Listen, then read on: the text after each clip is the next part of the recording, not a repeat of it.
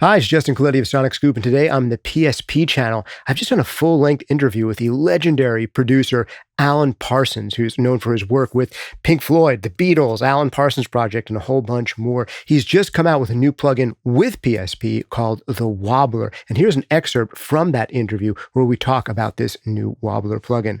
I hope you check it out, and if you want to, you can check out the full interview over on the SonicScoop channel. See you there. Alan, I'd love to ask you about a whole bunch of different effects and tools and gear you've used over the years, but I want to start with the reason we're talking today, which is that you are unveiling a plugin that you've made with PSP. I believe it's called the Wobbler, and I think it's modeled after an effect that was custom built for Abbey Road Studios. Can you tell us a little bit about the original unit, what it did, and how it was used?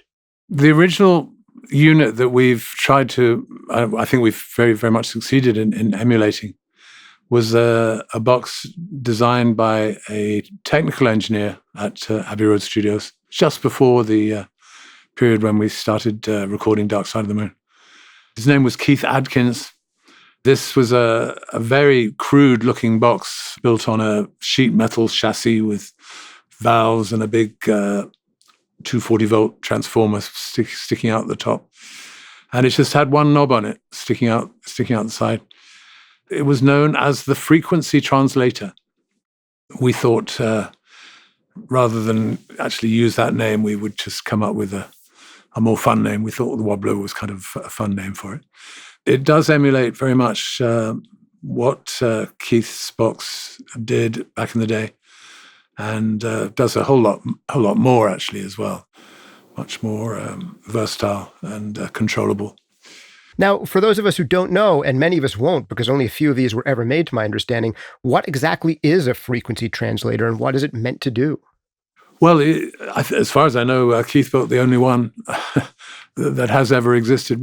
What's important to note about the frequency translator is that it shifted the frequency of the input signal, not the pitch. And there's an important difference there.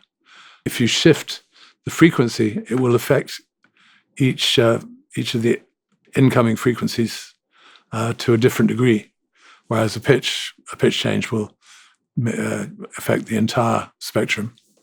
Can you give us a sense of what that sounds like and where we can hear it in action?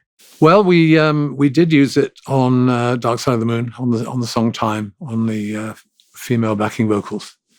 If you know the song well enough, there's a very distinctive sort of effect on the voices. We were actually controlling the amount of frequency shift in real time and recording it from the source of the girls singing to a track on the 16-track tape. So that's how we achieved it. Gotcha. So this was automation by turning knobs with fingers. I imagine now you can do the same kind of thing in Wobbler, maybe automatically or by writing in automation. What were some of the features that you wanted to add to it in the plugin version to make it even more usable? We came up with the ability to sync to a quarter note, eighth note, 16th note. It can be synced to a particular tempo. So it can be synchronized and of course it can be completely automated. Any pass could be recorded into your DAW. It's got a lot of controlled parameters that the original box never had. We can control the amount of feedback. What's important is that feeding back the frequency translation actually has a remarkable additional effect, which is that swishy sound. In fact, without the feedback, it's kind of rather ordinary sounding. It's hard to tell what's happening at all.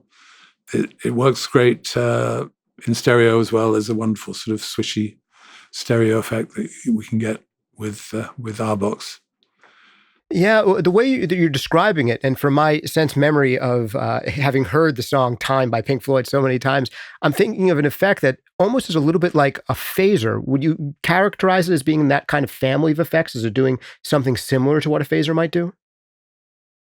I think it's more extreme. They are reminiscent of what a phaser sounds like, but it's much more extreme and much more controllable as well.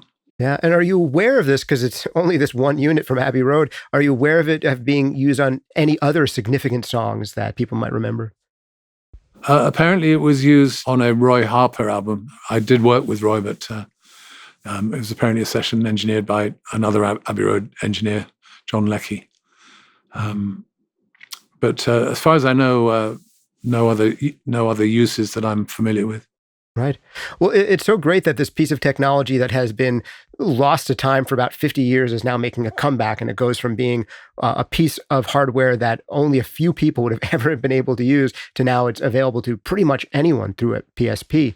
I want to ask you a question about a few more of your uses of effects, because all right, that was just a brief excerpt of my interview with the great legendary producer, Alan Parsons. If you want to see the full-length interview, we've got that over on the SonicScoop channel. Click here right on your screen or in the description down below for a link to the entire interview. The plugin he's created with PSP, the Wobbler, has just come out, and I'd seriously recommend you try it out for yourself for free over at PSPaudioware.com. Hope to see you at the full video over in the SonicScoop channel.